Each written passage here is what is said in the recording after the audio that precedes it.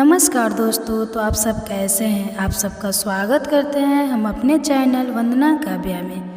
तो आप सब कैसे हैं ये बताने के लिए हमेशा की तरह कमेंट बॉक्स में जय माता दी जरूर लिखिए। तो दोस्तों, आषाढ़ मास कथा अध्याय 3 आप सुन रहे हैं। तो दोस्तों, भीष्म पितामह के जीवन का एक ही पाप था कि उन्होंने समय पर क्रोध नहीं किया, और जटायु के जीवन का एक ही पुण्य था कि उन्होंने समय पर क्रोध किया। परिणाम स्वरूप एक को वानों की सया मिली और एक को प्रभु श्री राम की गोद। इसलिए क्रोध भी तब पुण्यदायी बन जाता है जब वो धर्म और मर्यादा के लिए किया जाए, और सहनशीलता भी तब पाप बन जाती है जब वह धर्म और मर्यादा को बचा ना पाए। तो हरे कृष्णा दोस्तों, आप सभी का दिन शुभ और मंगलमय हो। इससे पहले की कथा सुनने के लिए आप सबका बहुत बहुत धन्यवाद। आज सुनिए आषाढ़ मास महात्म में आगे की कथा। श्री ब्रह्मा जी ने अपने पुत्र नारद को उनके पूछे गए सभी प्रश्नों का उत्तर दे रहे हैं। नारद जी ने कहा, हे सूर्य श्रेष्ठ, एक ही गंगा के आपने 2 भेद बतलाए हैं। एक तो वह है जो गौतम नामक ब्राह्मण के द्वारा लाया गया, और दूसरा अंश भगवान शंकर की में ही रह गया, जिसे क्षत्रिय राजा भागीरथ लेकर आए। अतः उसी का प्रसंग आप मुझे सुनाइए। नारद की बात सुनकर श्री ब्रह्मा जी बोले, हे देवर्ष वैवर्ष, मनु के वंश में राजा इवाक के कुल में सागर नाम के एक अत्यंत धार्मिक राजा हुए हैं। वे यज्ञ करते करते, दान देते देते और सदा धार्मिक आचार विचार से रहा करते थे। उनकी 2 पत्नियां थीं। वे दोनों ही पति भक्ति परायण थी, किंतु उनमें से किसी को भी संतान नहीं। इसलिए राजा के मन में बड़ी चिंता थी। वह दिन इसलिए महर्षि वशिष्ठ को अपने घर पर बुलाया और विधि पूर्वक उनकी पूजा करके पूछा कि हे महर्षि, मुझे किस उपाय से संतान होगी। उनकी यह उपाय बात सुनकर महर्षि वशिष्ठ ने कुछ काल तक ध्यान दिया। उनके बाद राजा से कहा, राजन, तुम पत्नी सहित सदा ऋषि मुनियों का सेवन करते रहो। ऐसा कहकर महर्षि वशिष्ठ अपने आश्रम को चले गए। एक समय की बात है, राजश्री सागर के घर पर एक महान तपस्वी पधारे हुए थे। राजा ने उस महर्षि का पूजन किया, जिससे संतुष्ट होकर वे कहने लगे कि महाभाग्य, तुम्हारी पत्नी के गर्भ से एक ही पुत्र होगा, किंतु वह वंशधर होगा, और दूसरी स्त्री के गर्भ से 6000 पुत्र उत्पन्न होंगे। वरदान देकर जब मुनि चले गए, तब उनके कथन अनुसार यथा समय राजा के हजारों पुत्र हुए। राजा सागर ने उत्तम दक्षिणा से युक्त बहुतरे अश्वमेघ यज्ञ किए। फिर एक अश्वमेघ यज्ञ करने के लिए उन्होंने विधि पूर्वक दीक्षा ग्रहण की, और अश्व की रक्षा करने के लिए सेना सहित अपने पुत्रों को नियुक्त कर दिया। अश्वमेघ यज्ञ का छोड़ा हुआ अश्व पृथ्वी पर भ्रमण करने लगा। इसी बीच में कहीं अवसर पाकर देवराज इंद्र ने उस अश्व के हर लिया और राक्षसों को सौंप दिया। राजकुमार घोड़े को इधर उधर ढूंढने लगे, परंतु कभी भी और कहीं भी उन्हें वो दिखाई नहीं दिया। तब उन्होंने देवलोक में जाकर अश्व को ढूंढा, पर्वतों सरोवर में खोजा, कितने ही जंगल छान डाले, मगर कहीं भी उस अश्व का पता नहीं लग पाया। इसी समय आकाशवाणी हुई कि सागर पुत्रों, तुम्हारा घोड़ा रसातल में बंधा है और कहीं नहीं है। यह सुनकर वे रसातल में जाने के लिए सभी ओर से पृथ्वी को खोदने लगे। क्षुधा से पीड़ित होने पर वे सूखी मिट्टी खाते और दिन रात भूमि खोदते। इस प्रकार वे शीघ्र ही रसातल में जा पहुँचे। सागर के बलवान पुत्रों को वहाँ आया सुनकर राक्षस थर्रा उठे और उनके वध का उपाय करने लगे। वे बिना युद्ध किए ही भयभीत होकर उस स्थान पर आए जहाँ महामुनि कपिल सो रहे थे। कपिल जी का क्रोध बहुत ही बड़ा प्रचंड था। राक्षसों ने वह घोड़ा ले जाकर तुरंत कपिल जी के सिरहानों की ओर बांध दिया और स्वयं चुपचाप दूर खड़े होकर देखने लगे कि देखे अब क्या होता है। इतने में ही राजा सागर के पुत्र रसातल में घुसकर देखते हैं कि घोड़ा भी बंधा हुआ है और पास ही कोई पुरुष सो रहा है। उन्होंने कपिल जी को ही अश्व चुराकर यज्ञ में विघ्न डालने वाला माना और यह निश्चय किया कि इस महापाप को मारकर हम लोग अपना अश्व महाराज के निकट ले चलेंगे। कोई बोले अपना पशु बंधा है, इसे ही खोल कर ले चले।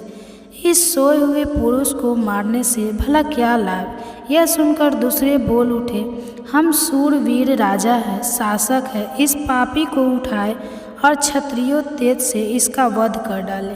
फिर क्या था, वे मुनि को ही कटु वचन सुनाते हुए लातों से उन्हें मारने लगे। इससे मुनि श्रेष्ठ कपिल को बड़ा क्रोध आया। उन्होंने सागर पुत्रों की ओर रोषपूर्ण दृष्टि से देखा और उन्हें भस्म कर डाला। वे सब के सब जलकर राख हो गए।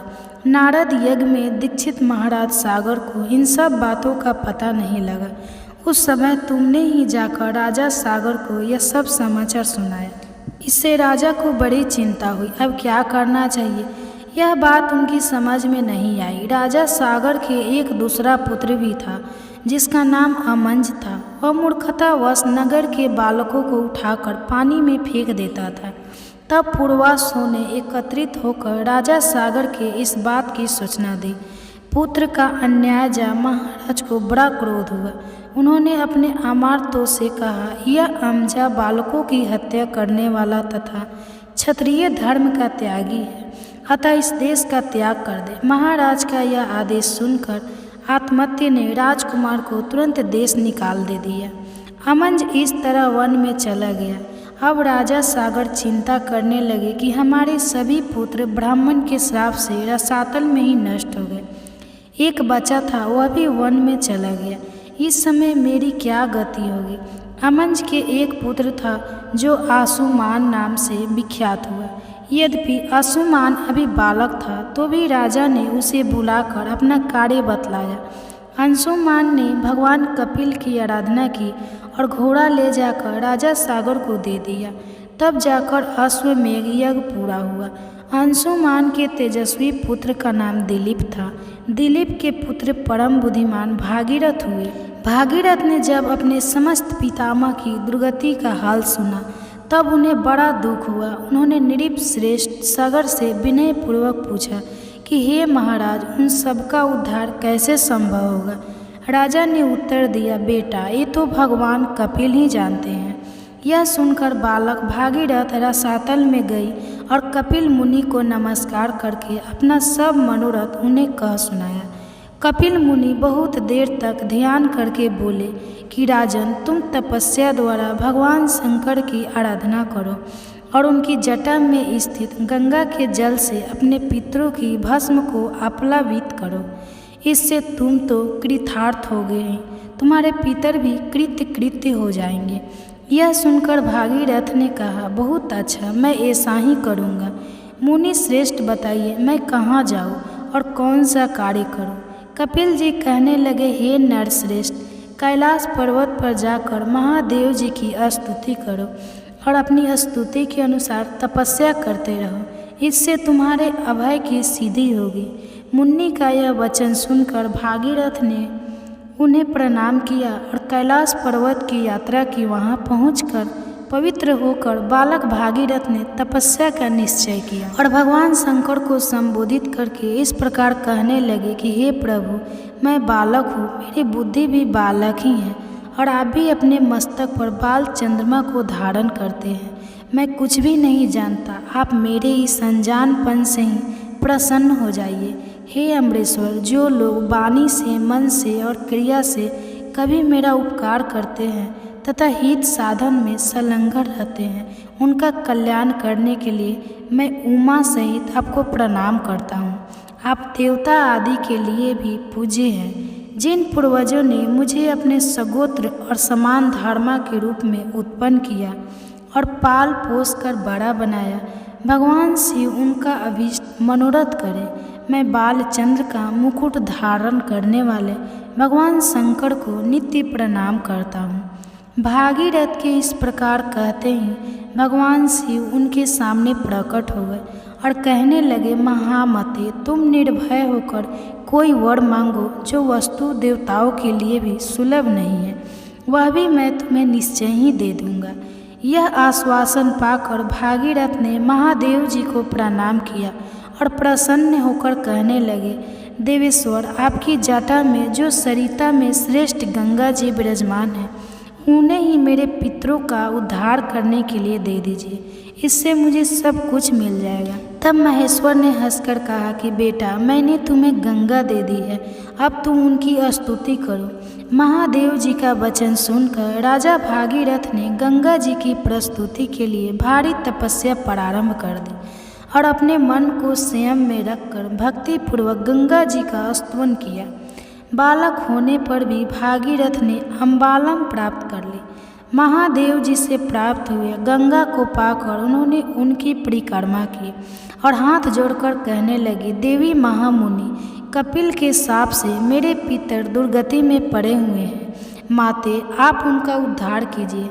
देव नदी गंगा सबका उपकार करने वाली है, वे स्मरण मात्र से ही सभी पापों का नाश कर देती हैं। उन्होंने भागीरथ की प्रार्थना सुनकर तथास्तु कहा और लोगों का उपकार और पितरों का उद्धार करने के लिए भागीरथ के कथन अनुसार सब वे कार्य किया। राजा सागर के जो पुत्र भस्म होकर रसातल में पड़े हुए थे, उन्हें अपने जल से अपलावित करके गंगा जी ने उन्हें खोदे हुए गड्ढों को भी भर दिया। महामुनि, इस प्रकार तुम्हें क्षत्रिय गंगा का वृत्तांत सुनाया। यह महेश्वरी, वैष्णवी, ब्राह्मी, पावनी, भागीरथी, देव नदी तथा हिमगिरी शीघ्र हिमालय की चोटी पर रहने वाली आदि नामों से पुकारा जाता है। इस प्रकार महादेव जी की जटा में स्थित गंगा का जल 2 स्वरूपों में विभक्त हुआ। विद्यागिरी के दक्षिण भाग में जो गंगा है, उन्हें गौतमी अर्थात गोदावरी कहते हैं, और वेदगिरी के उत्तम भाग में स्थित गंगा भागीरथी कहलाती है। यह था आषाढ़ मास महात्म का आज का अध्याय। अब सुनिए एक पौराणिक कथा। भीष्म जी के पूछने पर पुलस जी ने कहा, हे पुरुष श्रेष्ठ, भगवान ब्रह्मा साक्षात परमात्मा है। वे पर से भी पर और अत्यंत श्रेष्ठ है। उनमें रूप और वर्ण आदि का भाव है। वे यद्यपि सब जगत व्यापक है, फिर भी ब्रह्मा रूप से इस विश्व की उत्पत्ति करने के कारण विद्वानों के द्वारा ब्राह्मण कहलाते हैं। और भगवान विष्णु स्वयं ही ब्रह्मा होकर संसार की सृष्टि में प्रवृत्त होते हैं, और जब तक कल्प की स्थिति बनी रहती है, तब तक वे ही युग युग में अवतार धारण करके पूरी सृष्टि की रचना करते हैं। वे विष्णु जी सत्व गुण धारण किए रहते हैं। उनके पराक्रम की कोई सीमा नहीं है। राजन, जब कल्प का अंत होगा, तब वही अपना तम प्रधान रक्त रूप प्रकट करते हैं और अत्यंत भयानक आकार धारण करके संपूर्ण प्राणियों का संहार कर डालते हैं। इस प्रकार सब भूतों का नाश करके संसार को एकांत के जल में निमग्न कर वे संपूर्ण पारी भगवान स्वयं शेषनाग की श्रेया पर शयन करते हैं। फिर जागने पर ब्रह्मा का रूप धारण करके नए सिरे से संसार की सृष्टि करने लगते हैं। इस तरह एक ही भगवान जनार्दन सृष्टि पालन और संहार करने के कारण ब्रह्मा, विष्णु और शिव नाम धारण करते हैं। वे प्रभु सृष्टि होकर स्वयं अपनी ही सृष्टि करते हैं, पालक होकर पालनी रूप से अपना ही पालन करते हैं, और संहारीकारी होकर स्वयं अपना ही श्रृंगार करते हैं। पृथ्वी, जल, तेज, आयु और आकाश सब वही है, क्योंकि अविनाशी विष्णु ही सब भूतों के और विश्व रूप है। इसलिए प्राणियों में स्थित सर्ग आदि भी उन्हीं के सहायक है। भीष्म जी ने कहा, मुनि, मैंने तो सुना था कि लक्ष्मी जी क्षीर समुद्र से प्रकट हुई है। फिर आपने यह भी तो कहा कि वे भगु की पत्नी ख्याति के गर्भ से उत्पन्न हुई। ऐसा कैसे हुआ? पुलस जी बोले, राजन, तुमने मुझसे जो प्रश्न किया है, अब उसका उत्तर भी सुनो। लक्ष्मी जी के जन्म का संबंध समुद्र से है। ये बात मैंने भी श्री ब्रह्मा जी के मुख से सुन रखी थी। एक समय की बात है, दैत्यों और दानवों ने बड़ी भारी सेना लेकर देवताओं पर चढ़ाई कर दी। उस युद्ध में दैत्यों के सामने देवता परास्त हो गए। तब इंद्र आदि संपूर्ण देवता अग्नि को आगे करके ब्रह्मा जी के शरण में गए। वहाँ उन्होंने अपना सारा हाल ठीक ठीक कह सुनाया। ब्रह्मा जी ने कहा, तुम लोग मेरे साथ भगवान की शरण में चलो। यह कहकर वे संपूर्ण देवताओं को साथ लेकर क्षीर सागर के उत्तर तट पर चले गए और भगवान वासुदेव को संबोधित करके बोले, हे विष्णु, शीघ्र उठिए और इन देवताओं का कल्याण कीजिए। आपकी सहायता न मिलने से दानव इन्हें बार बार परास्त करते हैं। उनके ऐसा कहने पर कमल के समान नेत्र वाले भगवान अंतर्यामी पुरुषोत्तम ने देवताओं के शरीर की अपूरी अवस्था देखकर कहा, देवगण, मैं तुम्हारे तेज की वृद्धि करूँगा। मैं जो उपाय बतलाता हूँ उसे तुम लोग करें। दैत्यों के साथ मिलकर सब प्रकार की औषधियाँ लेकर आओ और उन्हें क्षीर सागर में डाल दो। फिर मद्राचल को मथानी और वासुकी नाश को रस्सी बनाकर समुद्र का मंथन करते हुए उससे अमृत निकालो। इस कार्य में मैं तुम लोगों की सहायता करूँगा। समुद्र का मंथन करने पर जो अमृत निकलेगा उसका पान करने से तुम लोग बलवान और अमर हो जाओगे। देवाधिदेव भगवान के ऐसा कहने पर संपूर्ण देवता दैत्यों के साथ संधि करके अमृत निकालने के प्रयास में लग गए। देव, दानव और दैत्य सब मिलकर सब प्रकार की औषधियाँ ले आए और उन्हें क्षीर सागर में डालकर मंदराचल को मथानी और वासुकी नाग को रस्सी बनाकर बड़े वेग से मंथन करने लगे। भगवान विष्णु की प्रेरणा से सब देवता एक साथ रहकर वासुकी पूंछ की ओर हो गए और दैत्यों को उन्होंने वासुकी के सिर की ओर खड़ा कर दिया। भीष्म जी वासुकी के मुख की सांस तथा विश्व की अग्नि से झुलस जाने के कारण सभी दैत्य निस्तेज हो गए। क्षीर समुद्र के बीच में ब्रह्माविता हो गए। श्रेष्ठ भगवान ब्रह्मा तथा महातेजस्वी महादेव जी कच्छप रूपधारी श्री विष्णु भगवान की पीठ पर खड़े होकर अपनी भुजाओं से कमल की तरह मंदराचल को पकड़े हुए थे और स्वयं भगवान श्री हरि कूर्म रूप धारण करके क्षीर सागर के भीतर देवताओं और दैत्यों के बीच में स्थित थे। वे मंदराचल को अपनी पीठ पर लेकर डूबने से बचाते थे। इसके बाद जब देवता और दानवों ने क्षीर समुद्र का मंथन आरंभ किया तब पहले पहल उससे देव पूजित सुरभि अर्थात कामधेनु गाय प्रकट हुई, जो दूध घी की उत्पत्ति का स्थान मानी गई है। इसके बाद वारुणी अर्थात मदिरा देवी प्रकट हुई, जिसके मग्ध भरे नेत्र घूम रहे थे। वह पग पग पर लड़खड़ा चलती थी। उसे अपवित्र मानकर देवताओं ने त्याग दिया। तब वह असुरे के पास जाकर बोली, देवताओं, मैं बल प्रदान करने वाली देवी हूँ, तो मुझे ग्रहण करो। दैत्यों ने उसे ग्रहण कर लिया। इसके बाद फिर से मंथन आरंभ होने पर परिजात अर्थात कल्प वृक्ष उत्पन्न हुआ, जो अपनी शोभा से देवताओं का आनंद बढ़ाने वाला था। इसके बाद 60 करोड़ अप्सराएं प्रकट हुई, जो देवता और दानवों की सामान्य रूप से भोग है। जो लोग पुण्य कर्म करके देवलोक में जाते हैं, उनका भी उनके ऊपर समान अधिकार होता है। अप्सराओं के बाद शीतल किरणों वाले चंद्रमा का प्रकट हुआ, जो देवताओं को आनंद प्रदान करने वाले थे। उन्हें भगवान शंकर ने अपने लिए मांगते हुए कहा, देवताओं, यह चंद्रमा मेरी जटाओं के आभूषण होंगे, इसलिए मैं इन्हें ले लिया। ब्रह्मा जी ने बहुत अच्छा कहकर शंकर जी की बात को स्वीकार कर लिया। इसके बाद कालकूट नामक भयंकर विष प्रकट हुआ। उससे देवता और दानव सबको बहुत पीड़ा हुई। तब महादेव जी ने अपनी इच्छा से उस विष को लेकर पी लिया। विष पीने से महादेव जी के कंठ में नीला दाग पड़ गया और तभी से वे महेश्वर नीलकंठ कहलाने लगे। क्षीर सागर से निकले हुए उस विष का जो अंश पीने से बच गया था, उसे नागों यानी सर्पों ने ग्रहण कर लिया। इसके बाद अपने हाथ में अमृत से भरा हुआ कमंडल लिए धनव्रती श्री प्रकट हुए।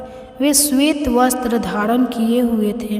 वैदराज के दर्शन से सबका मन स्वस्थ और प्रसन्न हो गया। इसके बाद उस समुद्र से उच्च श्रावस्ती उनकी प्रभा चारों ओर छिटक रही थी। उस समय महर्षियों ने श्री श्री सूत का पाठ करते हुए बड़ी प्रसन्नता के साथ उनकी स्तुति की। साक्षात क्षीर समुद्र ने दिव्य पुरुष के रूप में प्रकट होकर लक्ष्मी जी को एक सुंदर माला भेंट की, जिसके कमल कभी मुड़ जाते नहीं थे। विश्वकर्मा ने उन्हें समस्त अंगों में आभूषण पहना दिए। स्नान के बाद दिव्य माला और दिव्य वस्त्र धारण करके जब वे सभी प्रकार के आभूषणों से विभूषित हुए, तब इंद्र आदि देवता तथा विद्याधर आदि ने भी उन्हें प्राप्त करने की इच्छा प्रकट की। तब ब्रह्मा जी ने भगवान विष्णु से कहा, वासुदेव, मेरे द्वारा दी हुई इस लक्ष्मी देवी को आप ही ग्रहण करें। मैंने देवताओं और दानवों को मना कर दिया है, वे इन्हें पाने की इच्छा नहीं करेंगे। आपने जो स्थिरतापूर्वक इस समुद्र मंथन के कार्य को संपन्न किया है, इससे मैं आप पर बहुत संतुष्ट हूँ। ऐसा कहकर ब्रह्मा जी लक्ष्मी जी से बोले, देवी, तुम भगवान केशव के पास जाओ। मेरे दिए हुए पति को पाकर अनंत वर्षों तक आनंद का उपभोग करो। ब्रह्मा जी के ऐसा कहने पर लक्ष्मी जी समस्त देवताओं के देखते देखते श्री हरि के वक्ष स्थल में चली गई और भगवान से बोली, देव, आप कभी भी मेरा परित्याग मत कीजिएगा। संपूर्ण जगत के प्रियतम, मैं सदा आपके आदेश का पालन करती हुई आपके वृक्ष स्थल में निवास करूंगी। ऐसा कहकर लक्ष्मी जी ने कृपापूर्ण दृष्टि से सभी देवताओं की ओर देखा। इससे उनकी बड़ी प्रसन्नता हुई। इधर दैत्य को लक्ष्मी जी ना मिलने पर उन्हें बड़ा उद्वेग हुआ। उन्होंने झपट कर धन्वंतरी के हाथ से अमृत का पात्र छीन लिया। तब श्री विष्णु ने माया से सुंदरी स्त्री का रूप धारण करके दैत्यों को लुभाया और उनके पास जाकर कहा कि यह अमृत का कमंडल मुझे दे दो। उस त्रिभुवन सुंदरी रूपवती नारी को देखकर दैत्यों का चित्त काम के वशीभूत हो गया था। उन्होंने चुपचाप वह अमृत उस सुंदरी के हाथ में दे दिया और स्वयं उसका मुख खाने लगा। दानवों ने अमृत लेकर भगवान ने देवताओं को दे दिया और इंद्र आदि देवता तुरंत ही उस अमृत को पी गए। यह देखकर दैत्यगण तरह तरह के अस्त्र शस्त्र और तलवारें हाथ में लेकर देवताओं पर टूट पड़े, परंतु देवता अमृत पीकर बलवान हो चुके थे। उन्होंने दैत्य सेना को परास्त कर दिया। देवताओं की मार पड़ने पर दैत्यों ने भागकर चारों दिशाओं की शरण ली और कितने ही तो पाताल में घुस गए। तब सभी देवता आनंद से मग्न होकर चक्र शंख और गदा धारण करने वाले भगवान श्री विष्णु को प्रणाम करके स्वर्ग लोक को चले गए। तब से सूर्य देव की प्रभा स्वच्छ हो गई, वे अपने मार्ग से चलने लगे। भगवान अग्निदेव भी मनोहर दीप्ति से युक्त होकर प्रज्वलित होने लगे और सब प्राणियों का मन धर्म से संलग्न रहने लगा। भगवान विष्णु से सुरक्षित होकर समस्त त्रिलोकी स्त्री संपन्न हो गए। उस समस्त लोकों को धारण करने वाले ब्रह्मा जी ने देवताओं से कहा, देवगण, मैंने तुम्हारी रक्षा के लिए भगवान श्री विष्णु को तथा देवताओं के स्वामी उमापति महादेव जी को नियत किया है। वे दोनों तुम्हारे योग मोक्ष को निर्वाह करेंगे। तुम सदा उनकी उपासना करते रहना, क्योंकि वे तुम्हारा कल्याण करने वाले हैं। उपासना करने से ये दोनों महानुभाव सदा तुम्हारे क्षेम के साथ और वरदाय होंगे। ऐसा कहकर भगवान ब्रह्मा अपने धाम को चले गए। उनके जाने के बाद इंद्र ने देवलोक की राह ली। इसके बाद श्री हरि और शंकर जी भी अपने अपने धाम वैकुंठ और कैलाश में जा पहुँचे। इसके बाद देवराज इंद्र तीनों लोकों की रक्षा करने लगे। महाभाग्य जी क्षीर सागर से प्रकट हुई थी। यद्यपि वे सनातनी देवी है, तब भी एक समय भृगु की पत्नी ख्याति के गर्भ से भी उन्होंने जन्म ग्रहण किया था। भीष्म जी ने कहा, ब्राह्मण, आपके मुख से यह सब प्रसंग मैंने सुना। आप उसी कल क्षेत्र में जो ब्रह्मा जी का यज्ञ हुआ था उसका वृत्तांत भी सुनाइए, क्योंकि इसका श्रवण करने से मेरे मन की शुद्धि होगी।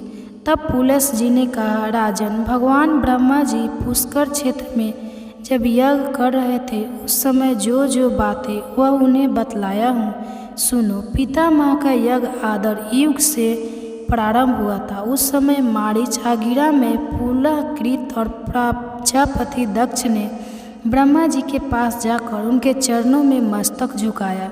धाता अर्थाता इंद्र, विश्वान, पूषा, तौसा और अजेंद्र पूर्वन आदि व दिवंश भी वहाँ उपस्थित होकर यज्ञवल्यमान तेज से प्रकाशित हो रहे थे। इन देवेश्वर ने भी पितामह को प्रणाम किया। तब लोकपालक भगवान श्री नारायण ने स्वयं पदार्पण किया, स्वयं प्रकट हुए और समस्त महर्षियों के साथ लोक गुरु ब्रह्मा जी से कहा, जगपते, आपके ही द्वारा इस समस्त संसार का विस्तार हुआ है। आपने ही इसकी सृष्टि की है, इसलिए आप संपूर्ण लोगों के ईश्वर हो। यहाँ हम लोगों के करने योग्य जो अपना महान कार्य हो उसे करने की हमें आज्ञा दो। देवर्षि के साथ भगवान विष्णु ने ऐसा कहकर देवेश्वर ब्रह्मा जी को नमस्कार किया। ब्रह्मा जी वहाँ स्थित होकर संपूर्ण दिशाओं को अपने तेज से प्रकाशित कर रहे थे और भगवान श्री विष्णु जी श्रीवस्त्र चिन्ह से सुभूषित और सुंदर सरोनमणि से दध्यपमान हो रहे थे। उनका एक एक रोम परम पवित्र है, वे सर्वसमर्थ हैं। उनका वृक्ष स्थल विशाल और श्री विग्रह संपूर्ण तेजों का पूज्य जान पड़ता है।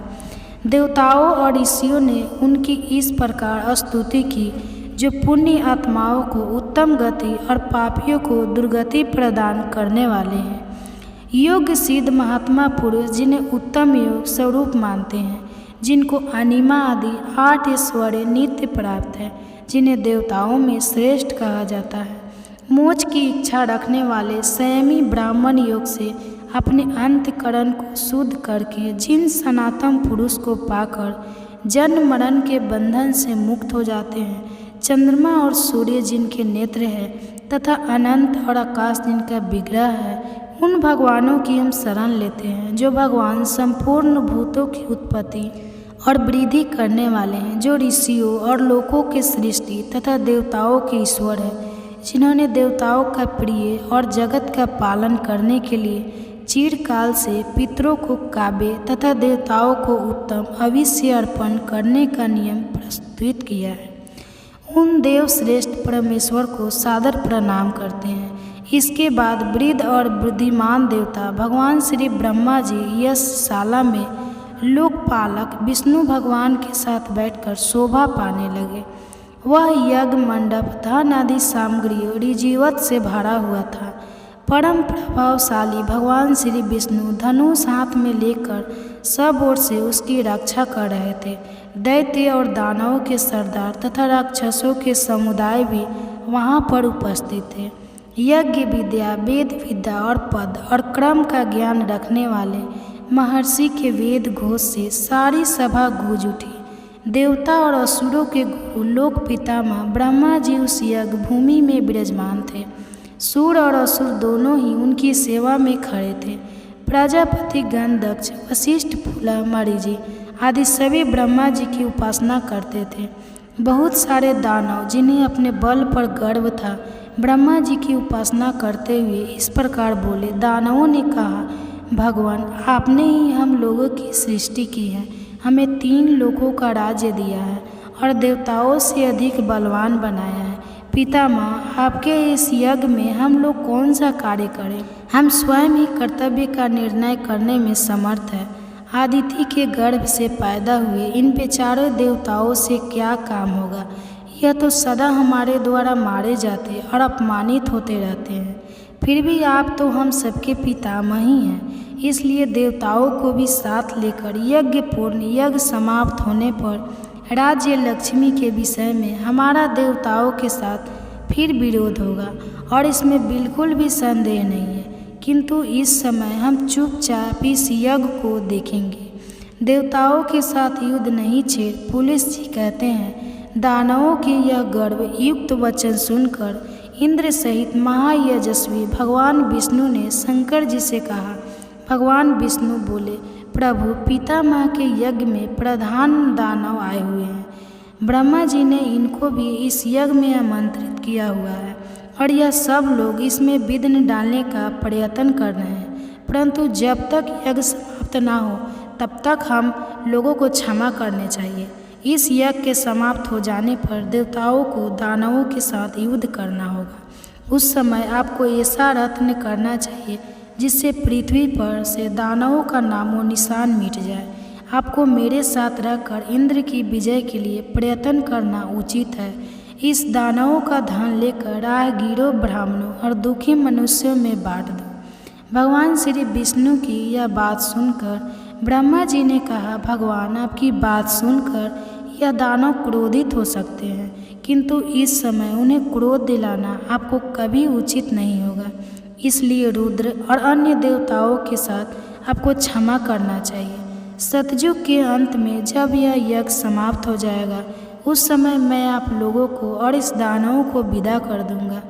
उसी समय आप लोग सब संधि या विग्रह जो भी उचित हो वो कर लीजिएगा। पुलिस जी कहते हैं, इसके बाद भगवान श्री ब्रह्मा जी ने फिर से उन दानवों से कहा कि तुम्हें देवताओं के साथ किसी प्रकार का विरोध नहीं करना चाहिए। इस समय तुम सब लोग परस्पर मित्र भाव से रहकर मेरा कार्य संपन्न करो, इस यज्ञ को पूर्ण करवाओ। तब दानवों कहने लगे, पितामह, आपके प्रत्येक आदेश का हम लोग पालन करेंगे। देवता हमारे छोटे भाई है, इसलिए उन्हें हमारी ओर से कोई भय नहीं है।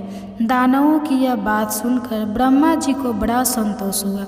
थोड़े ही देर बाद उन्हें यज्ञ का वृत्तांत सुनकर ऋषियों का एक समुदाय आ पहुंचा।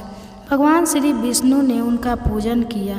पिनाकधारी महादेव जी ने उन्हें आसन दिया और ब्रह्मा जी की आज्ञा से विशिष्ट जी ने उन सबको अर्घ्य निवेदित करके उनकी कुशल मंगल पूछी और पुष्कर क्षेत्र में उन्हें निवास स्थान देकर कहा कि आप लोग आराम से यहीं रहिए। इसके बाद जटा और मृग धर्म धारण करने वाले वे समस्त महर्षि ब्रह्मा जी की यज्ञ सभा को सुबोधित करने लगे। उनमें कुछ महात्मा वाल खिले थे और कुछ लोग संपन्न अर्थात एक समय के लिए ही अन्न ग्रहण करने वाले अथवा तत्व का विचार करने वाले थे। वे नाना प्रकार के नियमों में संलग्न और वेदी पर शयन करने वाले थे। उन सभी तपस्वी ने पुष्कर के जल में जैसे ही अपना मुंह देखा, वे उसी क्षण अत्यंत रूपवान हो गए। फिर एक दूसरे की ओर देखकर सोचने लगे, यह कैसी बात है, इस तीर्थ में मुंह का प्रतिबिंब देखने से सबका सुंदर रूप हो गया। ऐसा विचार का उन तपस्वी ने उसका नाम मुख दर्शन तीर्थ रख दिया। इसके बाद वे सभी स्नान कर अपने अपने नियमों में लग गए। उनके गुणों की कहीं कोई उपमा ही नहीं थी। राजन, वे सभी वनवासी मुनि वहाँ रहकर अत्यंत शोभा पाने लगे। उन्होंने अग्निहोत्र करके नाना प्रकार की क्रियाएं वहाँ पर संपन्न की। तपस्या से उनके पास भस्म हो चुके थे। वे सोचने लगे कि यह सरोवर तो सबसे श्रेष्ठ है। ऐसा विचार कर उन द्विजाजियों ने उस सरोवर का नाम रख दिया श्रेष्ठ पुष्कर। इसके बाद ब्राह्मणों को दान के रूप में तरह तरह के पात्र देने के बाद वे सभी द्विज वहाँ प्राची सरस्वती का नाम सुनकर उसमें स्नान करने की इच्छा से गए। तो हरे कृष्णा, इसके बाद वहाँ पर जो कुछ भी घटित हुआ उसका वृत्तांत आप सभी अगले अध्याय में सुनना मत भूलिएगा। तो वीडियो को अंत तक बोले रहने के लिए धन्यवाद।